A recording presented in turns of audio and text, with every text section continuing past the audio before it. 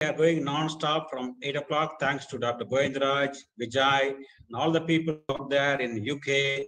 I can see Hari and Krishna Rao sir, and all other people are there having a very short, ultra short break of lunch. We are back in the post-lunch session, starting with the expert lecture. To introduce the chairpersons, I invite Dr. Govindraj to introduce our chairpersons, Gani Bhaskar Rao, LP Tangavelu, and Dr. Hari Krishnan. A quick word before you go into your own topic, Govindraj. Yes. Good afternoon, Ishwar. Thanks for the introduction. And here we have Dr. Hari, one of my very close friend. He's from Sheffield. He's one of the directors in the field of colorectal surgery there. And welcome, Hari, to this platform. And we have one of our stalwarts in the field of surgery from Raja Mahendra, Dr. Gani Bhaskar Rao, who is the chairman of the JSL Medical College and who himself is a prolific surgeon, who has brought India to the field of simulation in the art of laparoscopy and endoscopy. Welcome, Dr. Gani sir. And of course, our colleague Ishwar and Dr. Vijay from Aurangabad. And Vijay is the one who demonstrated the inflammatory bowel disease colonoscopy very well in the morning. Thank you, Vijay. That was a wonderful demonstration.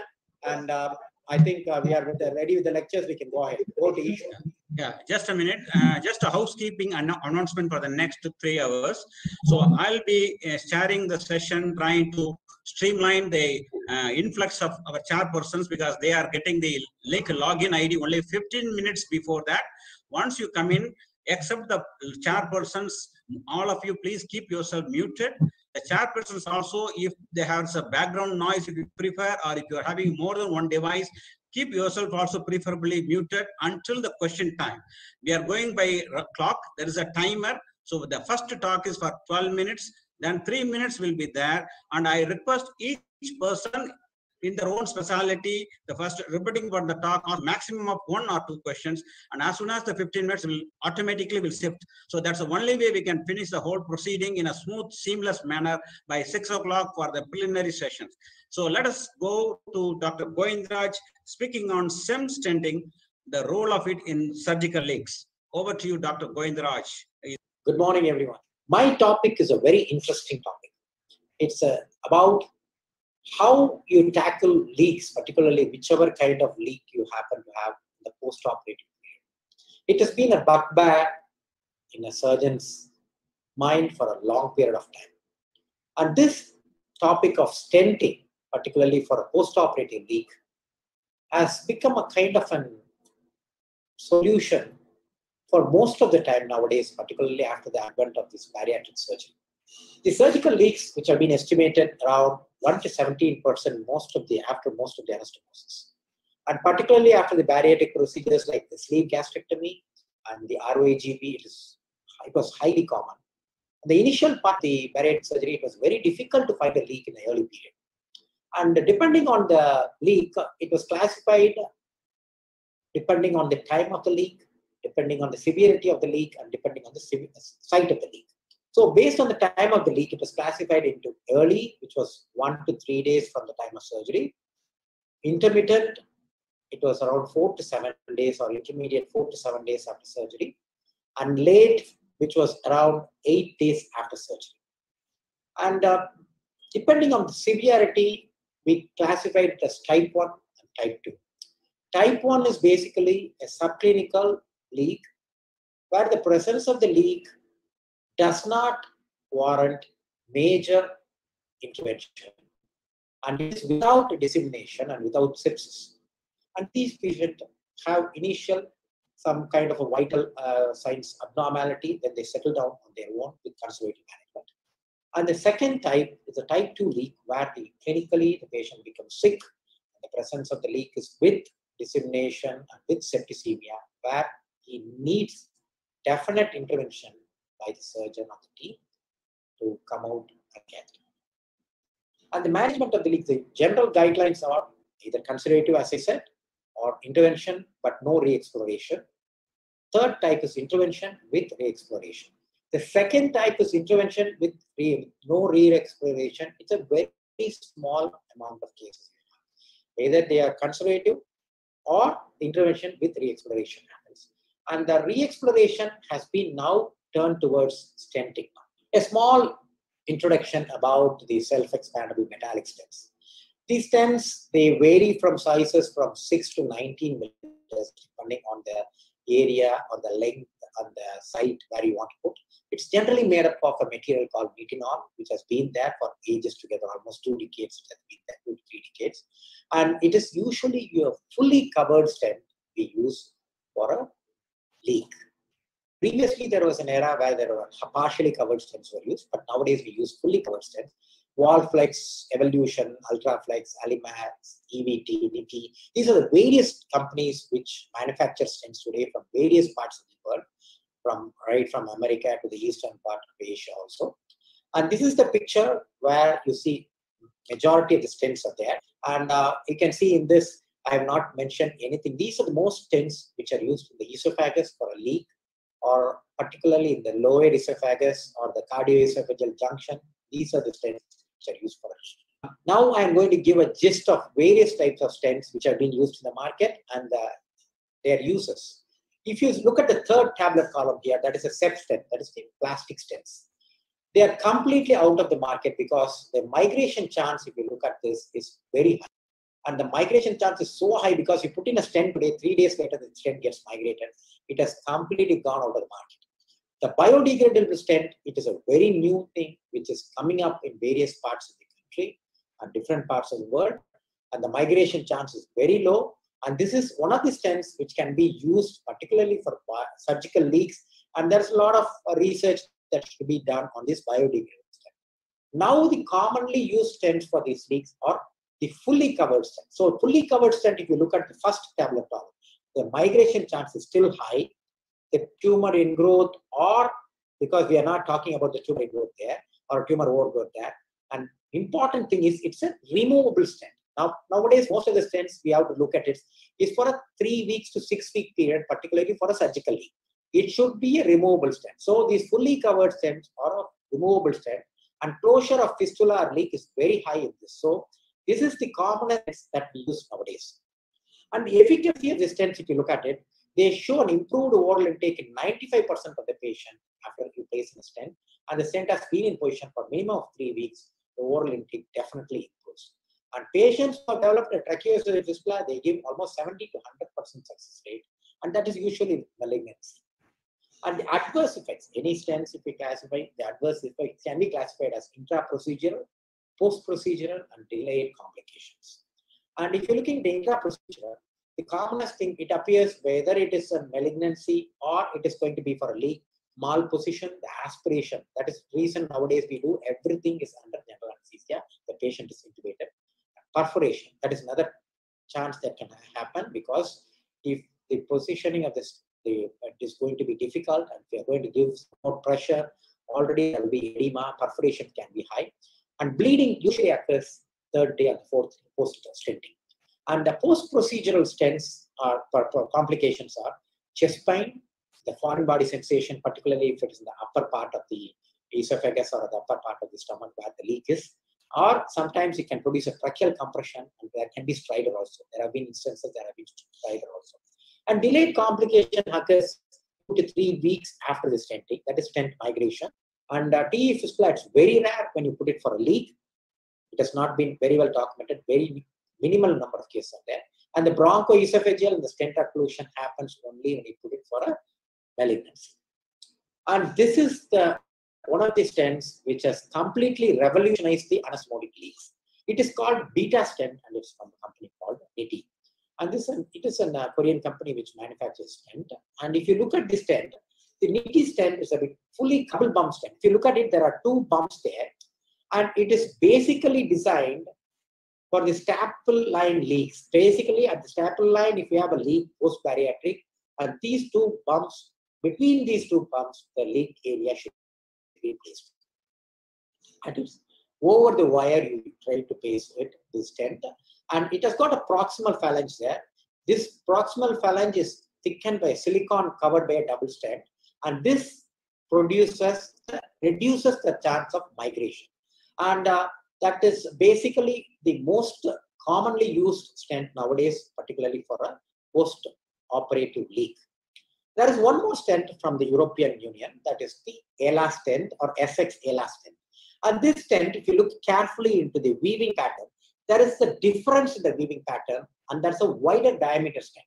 And along with that, you can see two loops, silicone loops at both ends. So it is easy for retrieving this stent. And this stent is also being used particularly for post-operative leaks, particularly in the esophagus and the upper part of the stomach. And here I'm going to show two interesting videos here. This is one case which was referred here. This is the one case. Patient was referred after 8 to 9 days post-surgery. It was basically a oncological surgery for which the upper part of the stomach they have done at gastrectomy. And post 9 days, the patient had a leak. They are diagnosed the leak by using a CT.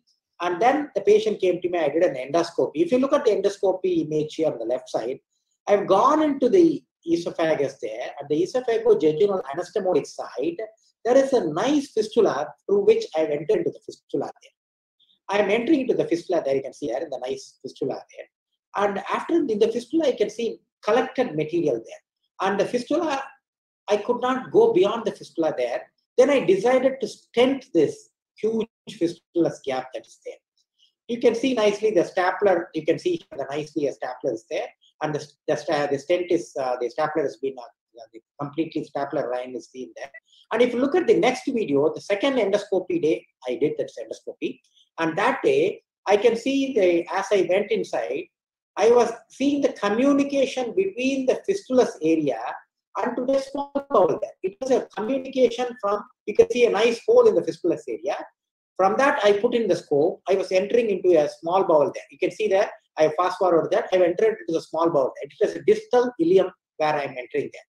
So there is a communication from the pouch to a distal ileum there. So what I did was, I put in a stent there and allowed the patient to go home and asked him to come back after 3 months.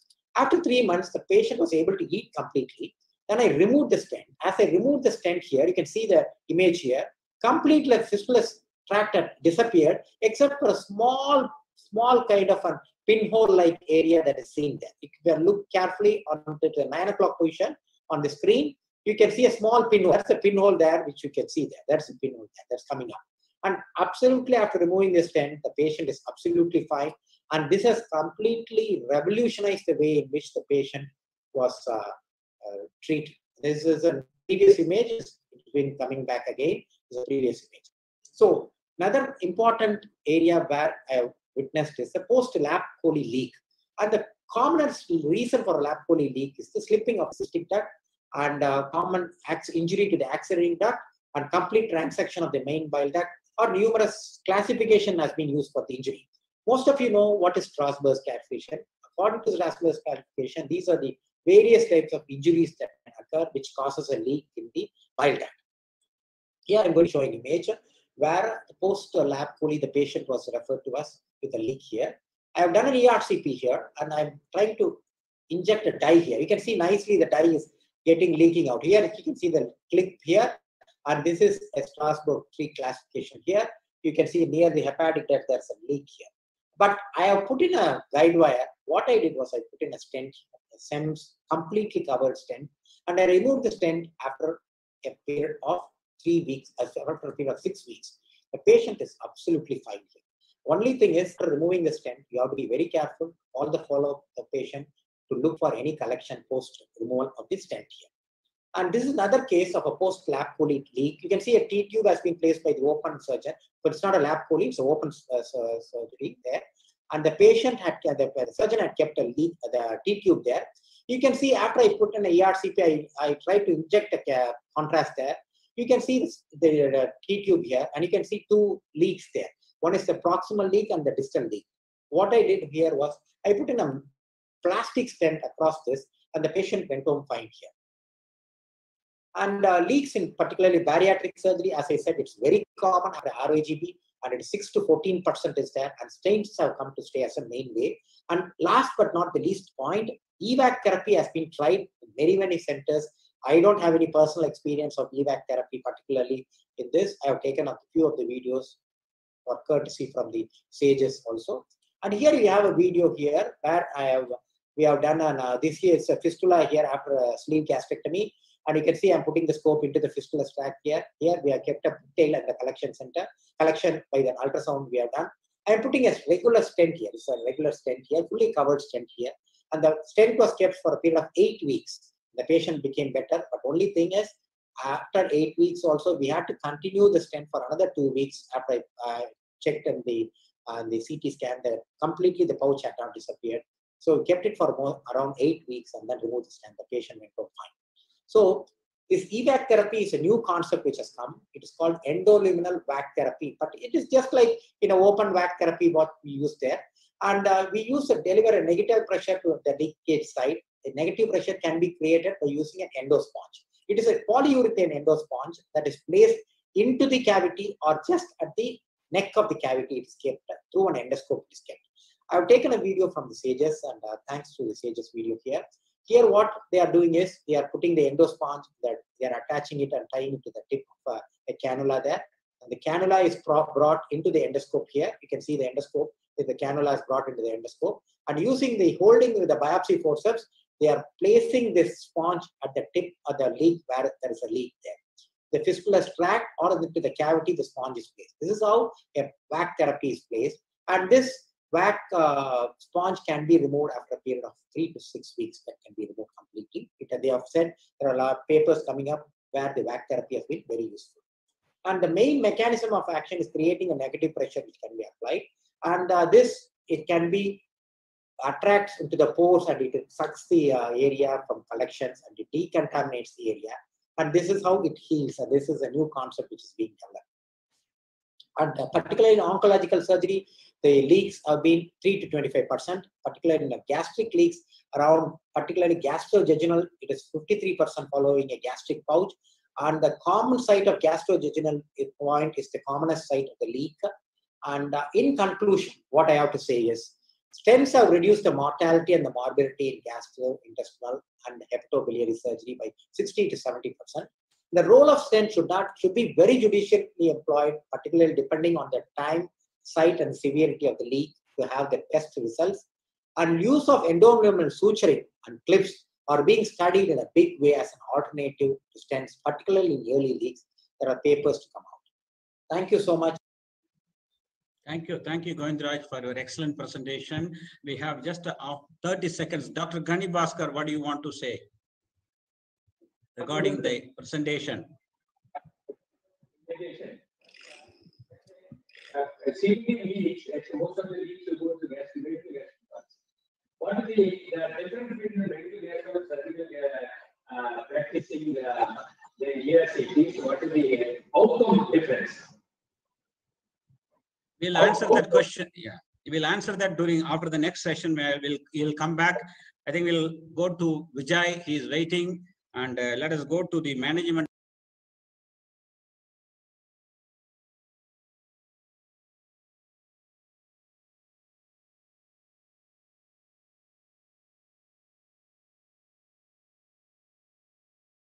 Knowledge about how to manage a lower GI bleeding from a surgeon's perspective.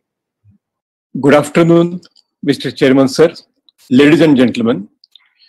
At the outset, I bring greetings from my hospital, Seth Nandalal Dutt Hospital and Krupamaya Hospital, India. The subject of today's presentation is management of lower GI bleed, surgeon's perspective. Lower GI bleed is defined as an intraluminal blood loss from a source distal to the ligament of treats. The incidence is about 1 to 2% of all hospital admissions. Almost 85% of the GI bleed, they are from the upper GI and 15% from the lower GI.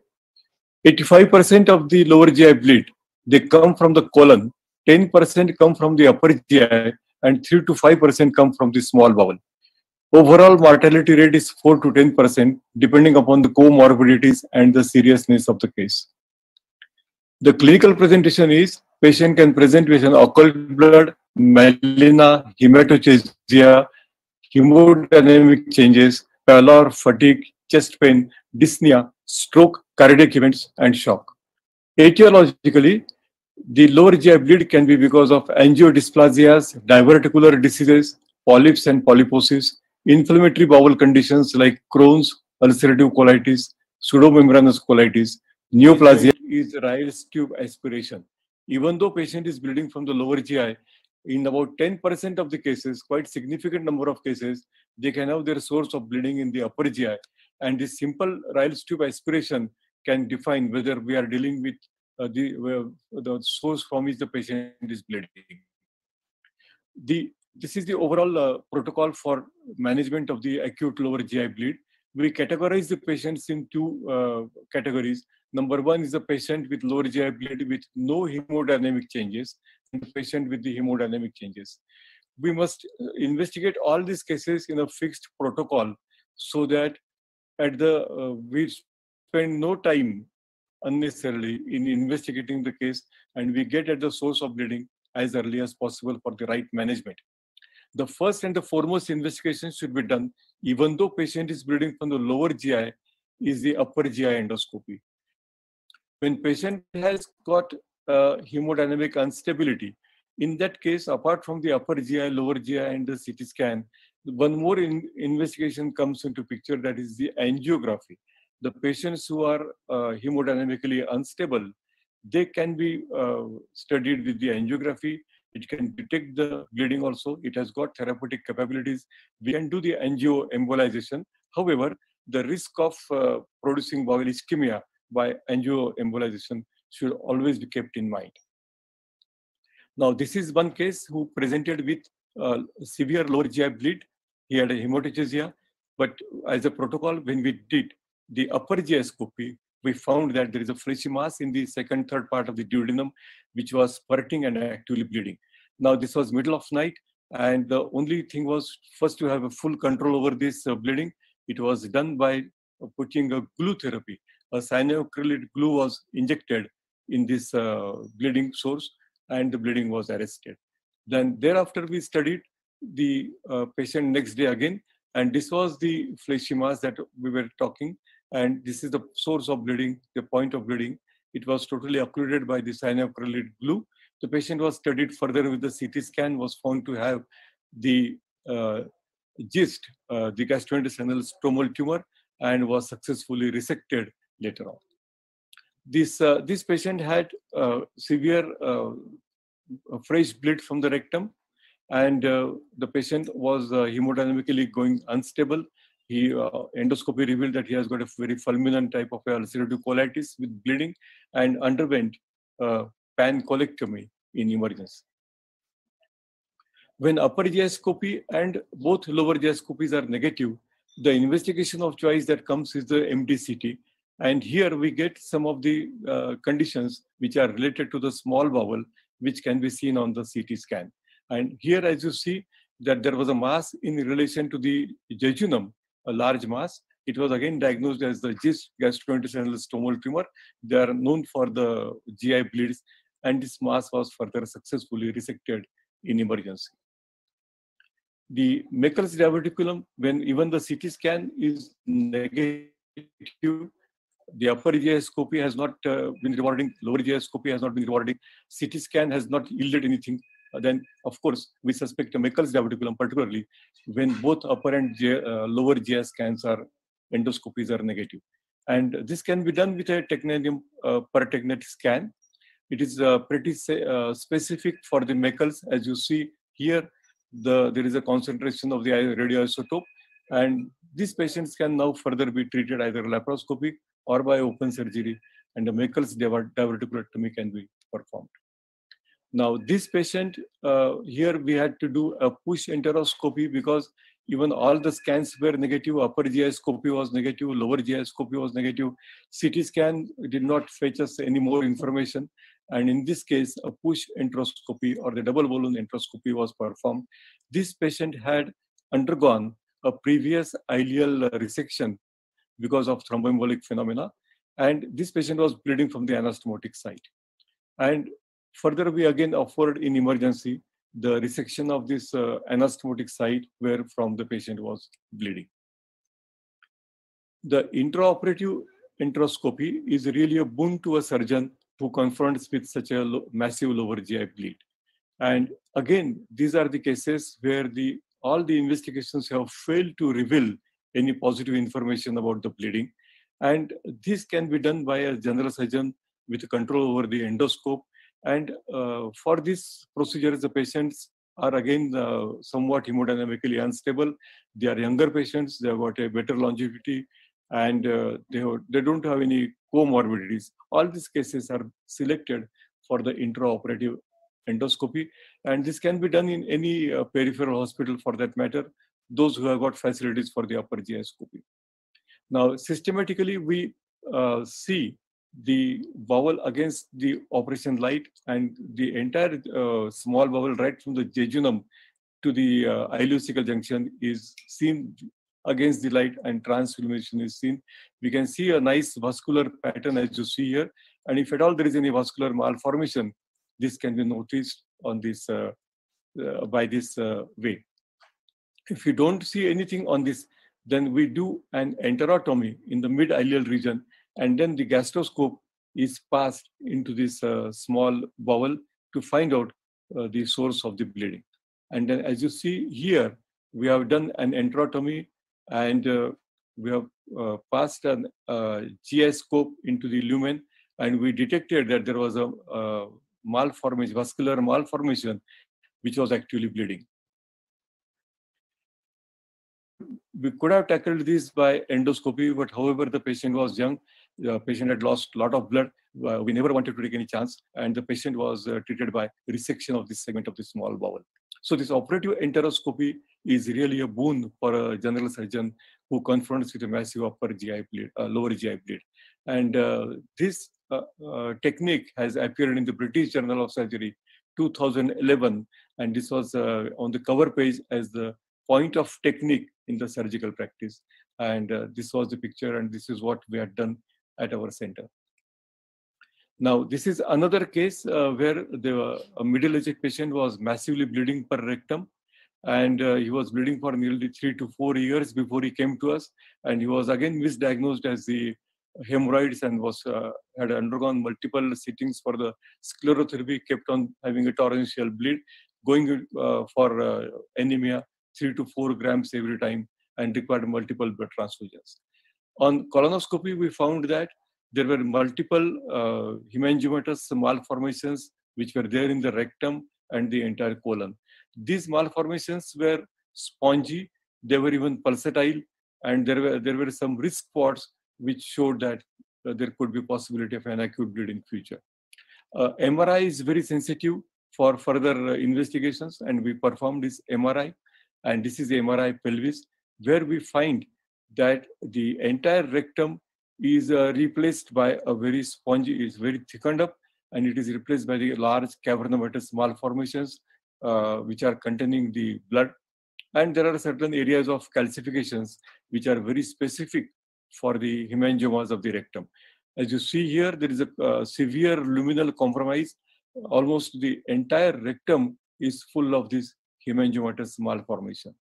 We studied this in the sagittal section, and here we find that even the rectum, the colon, and the anorectum, even this hemangiomatous malformation is coming in the anoderm and into the skin. So this is a very extensive variety of hemangioma of the rectum and the colon.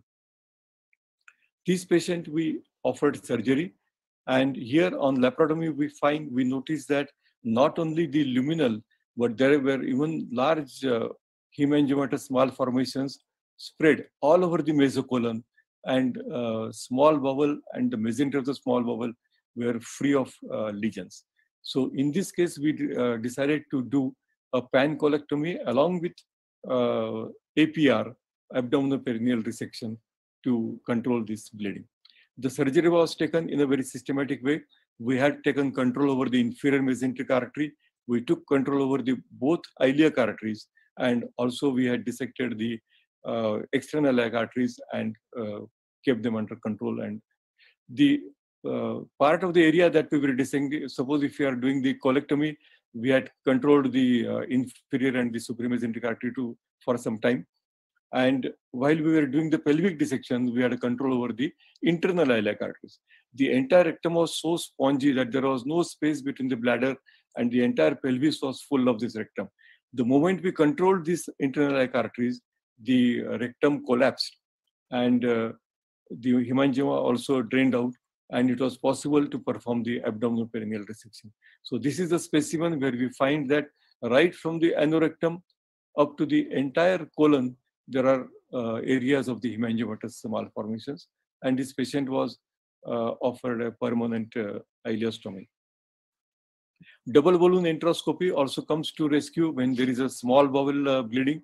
As you see in this case, the angiomatous malformation bleeding from the small bowel and was controlled with the argon plasma coagulation, and the bleeding stops.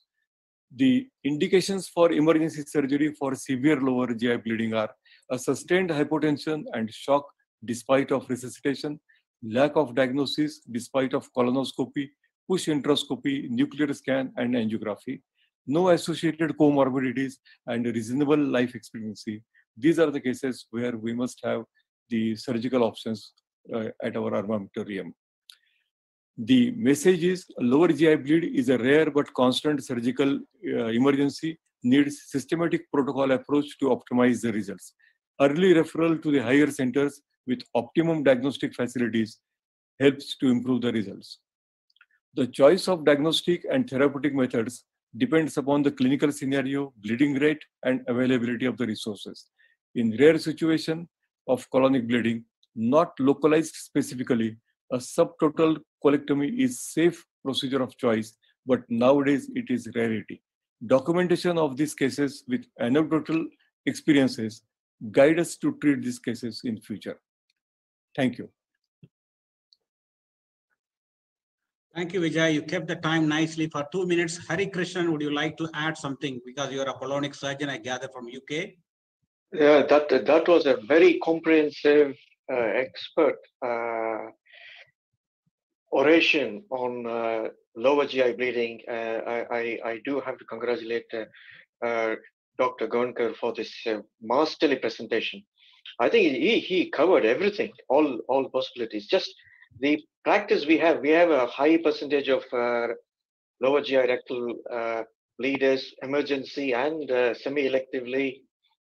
Upper GI endoscopy is the first step. So all of them get an upper GI gastroscope, and then if they're bleeding briskly, they're straight to angiogram, and then they're embolized. If they're not briskly bleeding, and then we resuscitate them, and then many of them have video capsule endoscopy. We have a very good video capsule unit here. Are you ready? I'm ready, but you know the screen I'm also. Yeah, I'll find out. We have a video capsule, small bowel and colonic options here. So we have picked up a lot of lesions there and treated those. So it's a very well covered topic. Thank you very much, Vijay. Thank you. Thank you. While we are taking the next question from Dr. L.P. Thangavelu, our organizing chairman for 2021. Vijay, I ask our coordinators to allow Dr. Vipul to enter in the hall because he is going to make the next presentation. Thangavelu, LPT, you want to add anything? And congratulate our EC member from the West. Wonderful presentation, Vijay. We really like the way you demonstrated this morning, the colonoscopy 2 in a short spell. Now, 15 minutes non-stop, a comprehensive, it's textbook description of how to talk. LP Thangavelu, can you unmute yourself? Otherwise, we are ready for the next presentation. I think we have Vipul. I think he proved ourselves how efficient in a given time of 10 minutes he was able to convince how important the US in the hands of the proper personalities, it can be an effective therapeutic tool. I think he's a mounting personality from Mumbai. I think with his experience and enthusiasm and energy to take the US to nook and corner of the country, we need people like him in the IAGES teaching under the guidance of Professor Sir. So it's all we are. You told something about the biliary. Now you are entering the pancreatic. So you are entering the next nation. You are invading every territory, the surgeon's territory. But basically, you are a surgeon. Welcome, people. Thank you very much, Eswaran, for such a wonderful, kind introduction. And my warm welcome to all the panelists and chairpersons, India and UK. I'm going to take you through a very quick. It's impossible to cover the entire, thing in a short period of 12 minutes. So I'm going to focus on one or two areas which I feel has not been talked about in surgical meetings or even in endoscopy meetings routinely. So guys, when we talk of pancreas, it's a very complex organ, and somebody very well put it someday that it was first described in 1788. Then it's such an enigmatic organ, and the process of the pathology, diagnosis, and treatment always was unpredictable. And even today, I'm sure all of you would agree that pancreatic disease are one of the most difficult areas to diagnose accurately and treat effectively with long-term outcomes. So I would like to cover the role of EUS in diseases of pancreas. So if you ask me, the entire list you can see over here: acute pancreatitis, recurrent acute pancreatitis, chronic pancreatitis, pancreatic fluid collections, world of pancreatic necrosis, cystic and solid tumors of pancreas, EUS-guided celiac plexus neurolysis or block, EUS-guided pancreatic duct drainage, as well as you can also do fiducial placement, EUS-guided, as well as some RFA therapy, which are still very, very experimental. So I'm not going to talk about all this. It's impossible for me to cover. So I'm going to talk of a couple of things which are very relevant for surgical practice worldwide. So I'm going to talk about role of EUS and endotherapy in various pancreatic diseases. Turn a little bit of technical aspect. I'm not going to go into too much of technical details of the equipment, but what I'm going to talk about how to manage undilated ductal systems in recurrent acute pancreatitis. So I'm going to talk about. Now, this is a classical pancreatic image which one would like to see in color. Unfortunately, still the technology of EUS has not allowed us to do that, to see in color, but very soon, I'm sure in coming years, we'll have computer graphics which will give colors to all these problems, and we'll be able to make a better impression of EUS on pancreas. So I'm just going to guide you through some of the videos for the ease of our colleagues here. So patients with pancreatic endotherapy, when we take them, we personally would like to map the whole pancreas, and this is one such patient who had negative CT angio on pancreatic chronic pancreatitis, and what we saw was a frank bleeding from the ampulla. And even a direct angiogram could not pick up a pseudoaneurysm. EUS, we ruled out a pseudoaneurysm, but what we realized was that there was actually probably a vessel eroded in the ductal epithelium, and that was bleeding. Now, why I'm sharing this video in detail with all our colleagues across the world, especially in UK, that the chronic pancreatitis which you see in West is predominantly alcoholic. Now, this guy had never touched alcohol in his life.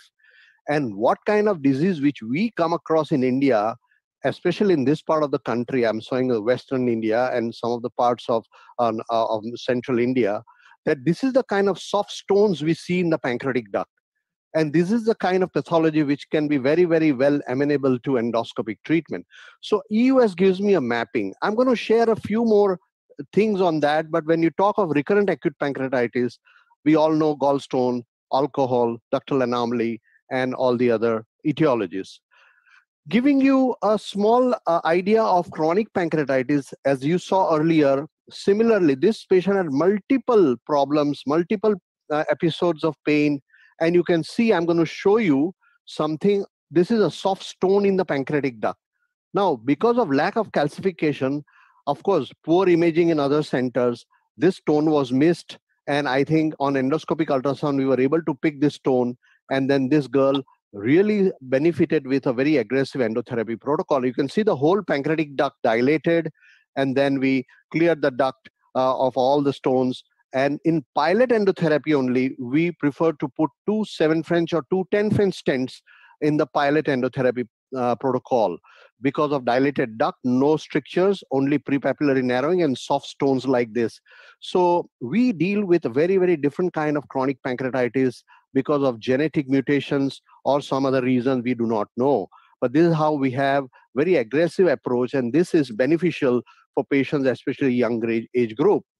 Coming to same way, we map always the pancreatic duct. You can see the stone in the pancreatic duct beautifully depicted. This is the CBD. You can see 2 stones there. And at the same time, we do pancreatic endotherapy on the same table. So any patient with acute pancreatitis, recurrent acute pancreatitis, or established chronic pancreatitis, it is one table diagnosis and solution. This is possible when you have mapping of the gland where the disease is purely ductal, no inflammatory head mass, no tumors, no parenchymal calcifications, and you have pure ductal disease. This is what I think should be practiced in all leading pancreatic units across the world, as I feel. I've been doing this for the last 22 years in India. So I'm just going to give you a couple of examples, non-dilated upper CBD and all other pancreatic masses, a patient with case capsule 25 complaints of pain in upper abdomen and pancreatitis since 2011, going round and round and said nothing can be done. And then you see this kind of a picture. On MRCP, nothing very clear. But I want all of you to pay attention in a very, very interesting video. This is what I talked about, undilated ductal systems. Ladies and gentlemen across the world, I'm doing an endoscopic ultrasound. This is a gallbladder. I'm going to show you, this is an acute pancreatitis. So I intervened in recurrent acute pancreatitis. Patient had amylase of around 240, lipase around 700-800. And we saw the prepapillary CBD, and you can see a small stone in the minor papilla. I'm showing you a very tiny 3 millimeter stone in the minor papilla. Now, this is impossible to pick up on all conventional imaging known to mankind currently, including a direct ERCP. You may miss this small stone of 3 millimeter. So EU has allowed us undilated ductal system access, diagnosis, and treatment. Now, this patient also had an incomplete divisum. So we did a major papilla sphincterotomy. And then you see what happens when I do a minor papilla sphincterotomy. Immediately, a small stone which was picked up on EUS will pop out, and this will stop the recurrent attacks of acute pancreatitis. So what I feel is that undilated duct, there are some studies from Europe now, Northern Europe, where they've shown that early surgery in undilated duct is also equally effective, and it is better to do early in undilated systems than late. I'm going to skip a couple of videos, but these are very, very complex procedures which we do because of EUS mapping. Again, it allows us to map the duct, the parenchyma, and all the structures of the pancreas in great detail compared to other imaging studies. And therefore, we have integrated endosonography as a primary tool for mapping of pancreas prior to any intervention. As you can see, this is pure pancreatic head, no calcification, a large soft stone in the genu. And I'm going to run a parallel video where you can see a lot of stents around. So we cannulated this pancreatic duct. You'll see how the picture pans out. And this patient has an incomplete pancreas divisum, and we managed to drain. You can see there's an S-shaped duct here. So we managed to do multiple stent placement through the minor papilla.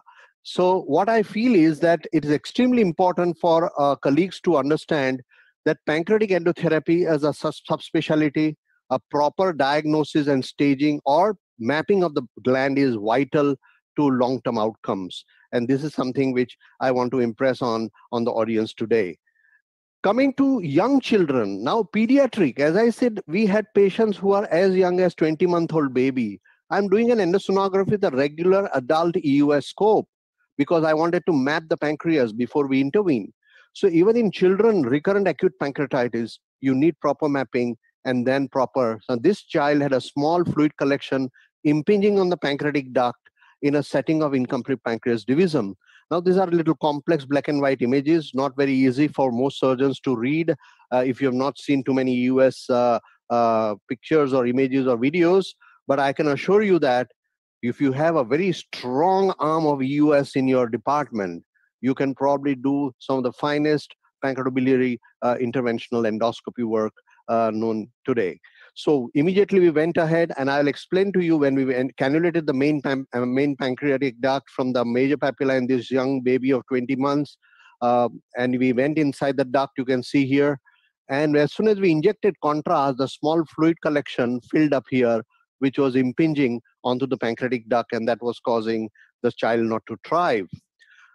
I think I've already shown this, but I want to share what is the role of pancreatic EUS in tumors. We all know the importance of EUS in solid tumors, and this was one such case of a large mass in the head of the pancreas in an 18-year-old male patient with obstructive jaundice.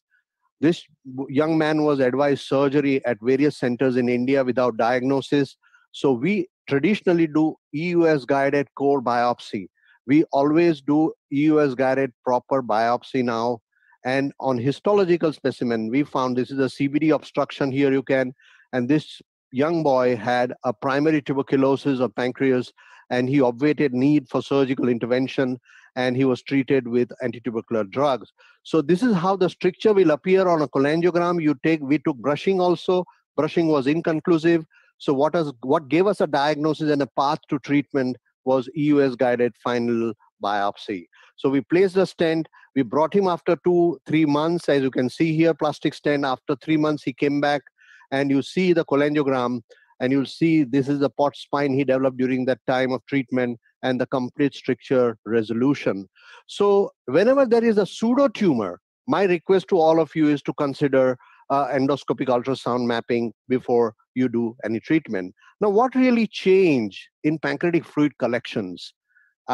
In fact, in the morning, I shared with you hot Axios design, and this is what has changed.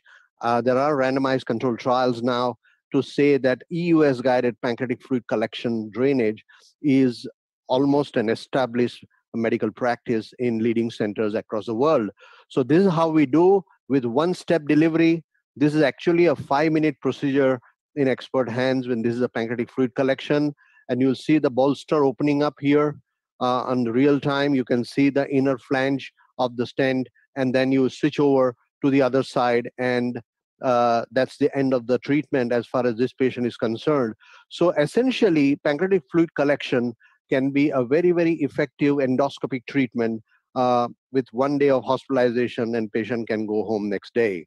So what about necrosectomy? Now, this is an interesting area. I remember I did my first EUS-guided necrosectomy in 2001, and those were the days where we never had these large metal stents, which recently came about 5-7 years ago. And that has changed a lot of scenario in endoscopic necrosectomy.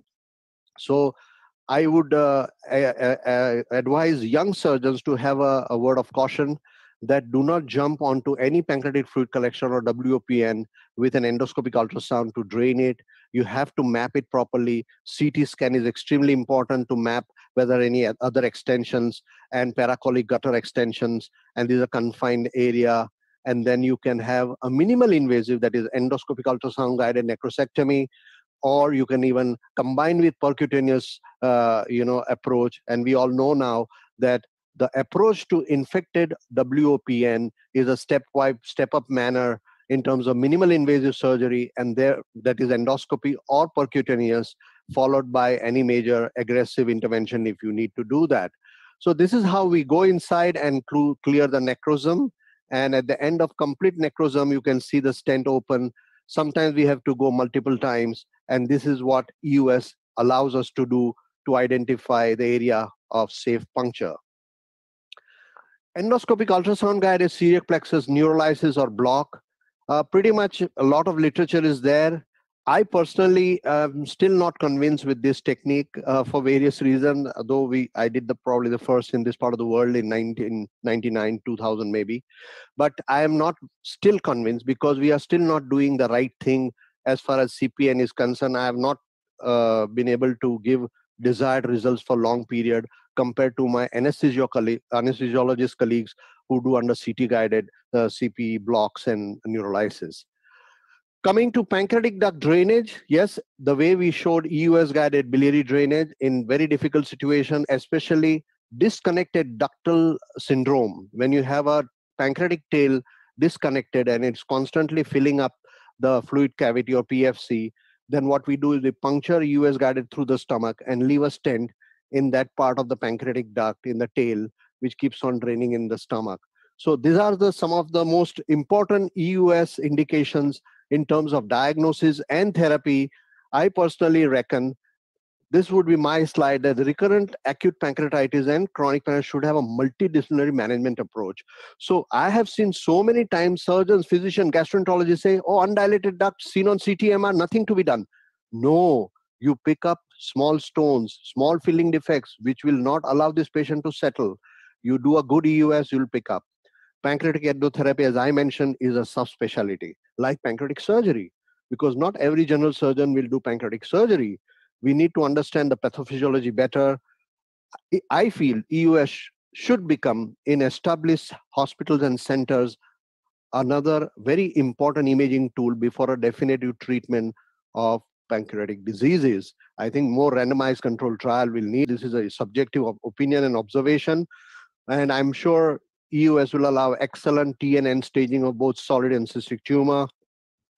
And as far as I feel, EUS-guided pancreatic fluid collection and walled-off necrosis, to a certain extent, I think is substantiated by RCT as an established mode of treatment. With that, I conclude my talk. Thank you very much for your patient hearing. Thank you, Vipul Roy. I think we are all, I think you can see spellbound here. That's all. I think the US mission seems to be dancing according to your command. I think the way you took us to a different planet, it looked like.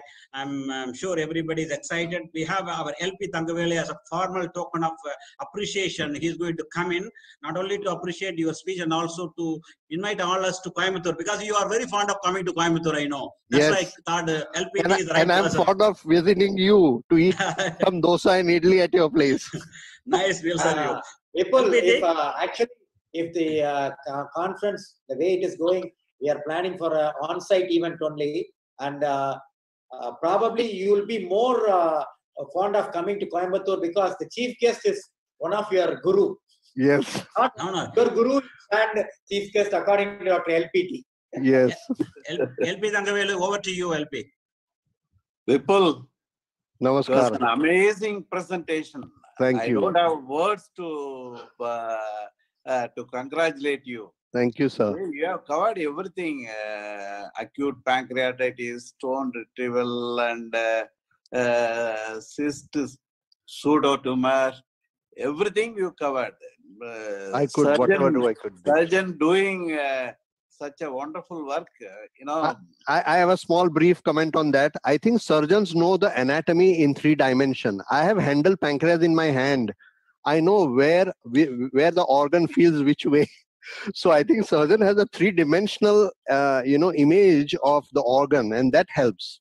Yeah, rightly said that, people. It's really wonderful of you having come morning and afternoon. I think the whole day, I think even if I wanted you to give a non-stop 15 hours of talk on US to prove the Guinness Book of Record. I think that's what your next challenge is going to be. Our wishes are, our blessings are with you. You're welcome to enjoy the idli and dosa with us. We'll move on to the next chapter. I think we have the double balloon enteroscopy, and Dr. Goendraj is going to introduce the speaker all the way from Spain, Enric Goendraj. Yeah, and is Enric already there? He's entered? No, he is going to join you. Please introduce. Okay. And Enric is one of my very close friends for the last almost 2 decades. I've been many times to his center in Murcia, Spain. It is in the southernmost eastern part of Spain.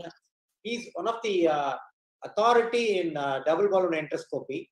And he's been recently the past president of the Gastrointestinal Association of Spain.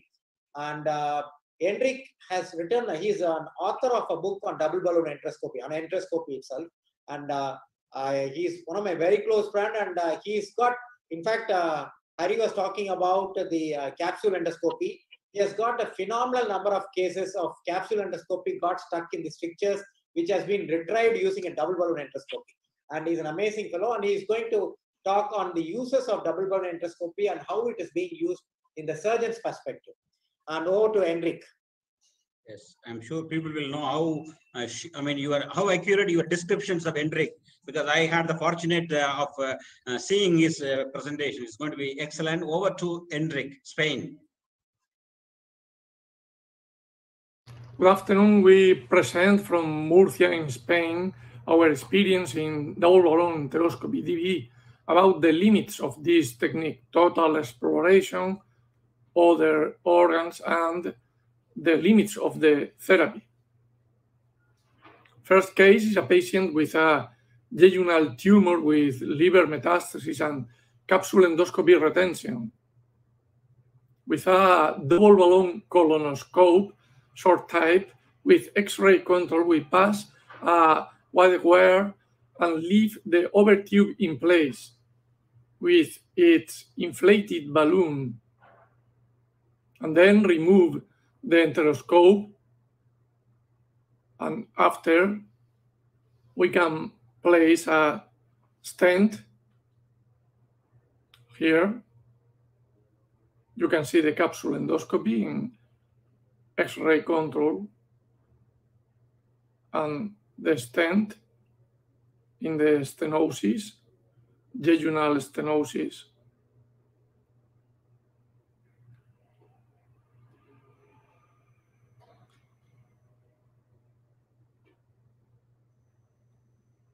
And now, with the colonoscope through the overtube, we can see the capsule endoscopy and the stent. We need the confirmation of the permeability with contrast.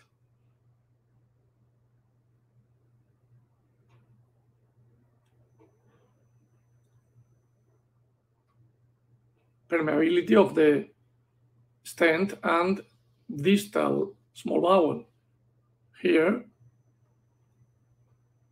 And finally, we remove the capsule endoscopy. First, biopsy of the tumor, adenocarcinoma.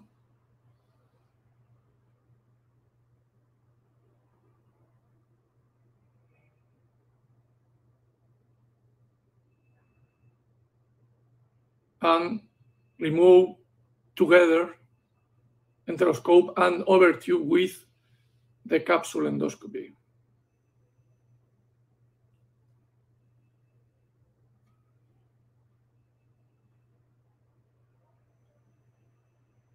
Next case is a RCP with a double balloon colonoscope too. We can select the bile duct and pass a Fogarty balloon or Dormia basket. Left, bile duct, Fogarty, and right. This is other case with the balloon of the enteroscope. We can see the biliary duct.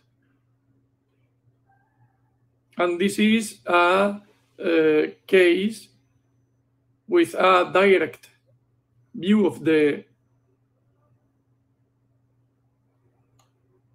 mucosa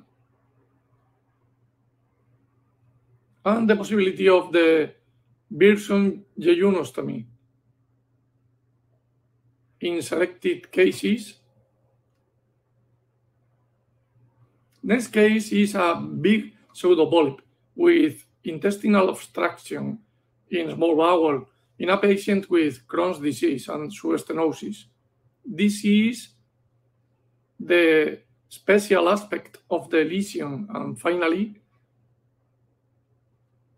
we can see very villous and the ulcers of Crohn's disease and the big pseudopolyp with obstruction, substenosis, and finally we can pass the big lesion through the ileocecal orifice.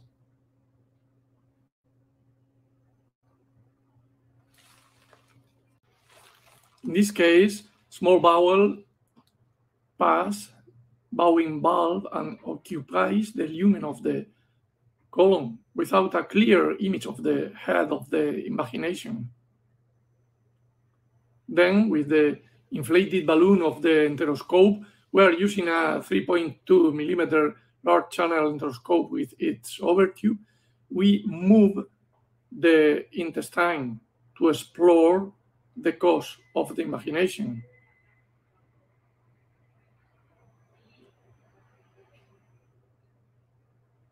and the existence of a large sessile polypoid lesion is clearly identified as the head of the invagination, and we wash it to analyze its surface.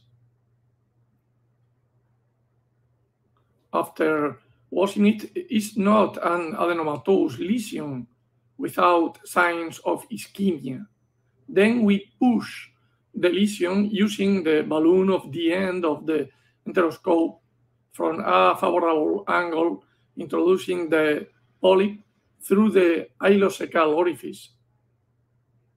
We can see that the polyp is quickly back to the proximal small bowel in its original place, about 60 centimeters from bowing valve. This is the length of the invagination here. To explore the base of the polyp, we push the enteroscope and we can see, after push, the obstruction with stools. Then we inflate the balloon and pull the enteroscope to make the base more easily visible, and we inject adrenaline in the base in several points because it's very wide. First, tattoo the base, and after we use a big snare and perform a piecemeal resection with three fragments.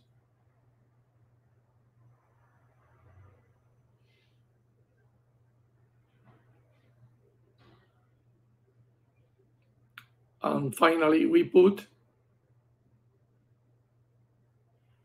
4 clips. Amartoma, and this is the clips. After this, control with capsule endoscopy was normal. This is the scheme summary of the technique. Post the enteroscope in the secant with retroversion to see the lesion. And when the polyp is through the bowing valve, it quickly returns to its place because it is not taped by the bowing orifice. Tattoo. And the next case is a biliary stent infected in the jejunum. This is the right wear with X-ray control. 2 stents after RCP 5 years ago in the jejunum with pain and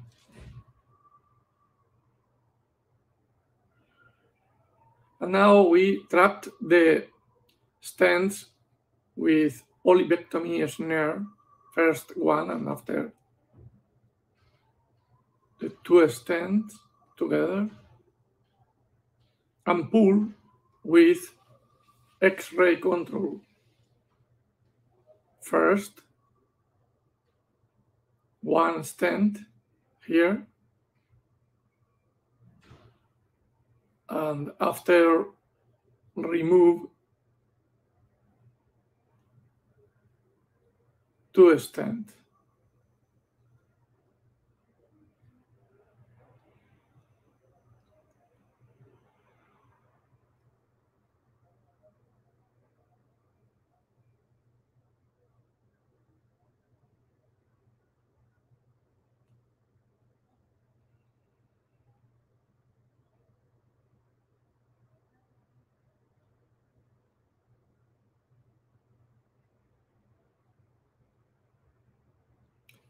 In conclusion, we can explore the entire small bowel with capsule and enteroscopy with endoscopic treatment similar to the conventional endoscopy.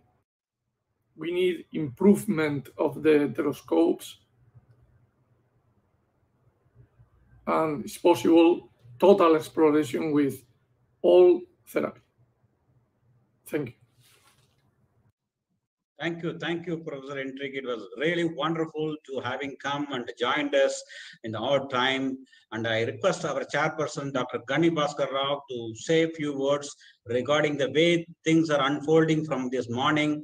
I can see he is sitting there in his mansion in GSL and watching everything is going. He is our EFAGS convener for people.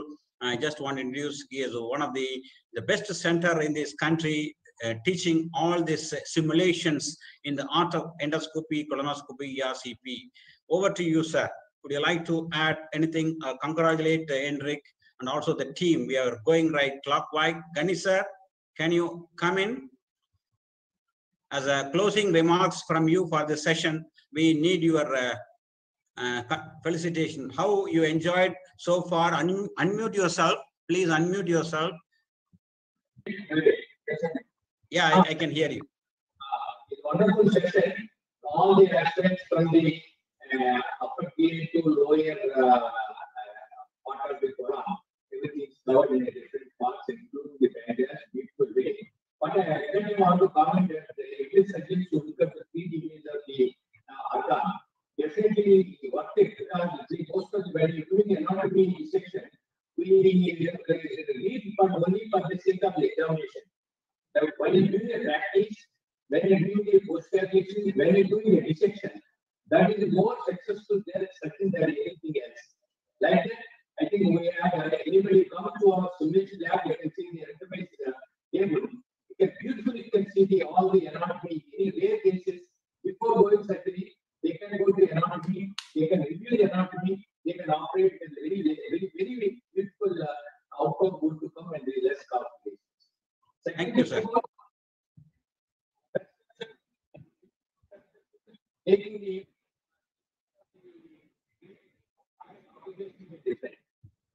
Gani, sir, we are moving to the next session. Let us go on to the next session. Thank you very much for your congratulations and felicitation to all the chairpersons on behalf of IAGES and the team INDO-UK Surgicon. We thank all the chairpersons. Please log into the delegate login and enjoy the rest. And at 6 o'clock, we have a plenary sessions with 4 orations. So it is going to be endless educational material for you from our IAGES.